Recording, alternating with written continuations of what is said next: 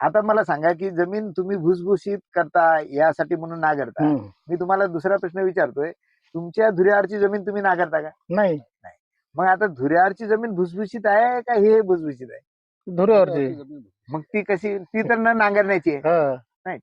दुसरं आता आपल्याला वाटतंय की हे जमीन नांगरतोय आपण, भुसभुशीत करतोय तणाचा नायनाट करण्यासाठी. आता मी म्हणेल की तणाचा नायनाट करता म्हणजे नेमकं काय करता?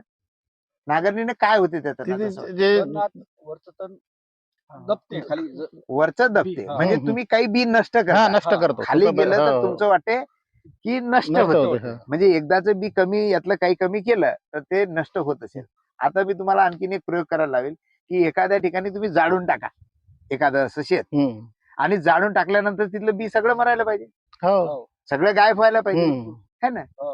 मग पुढच्या वर्षी ती तण नाही यायला पाहिजे. तण येते ना.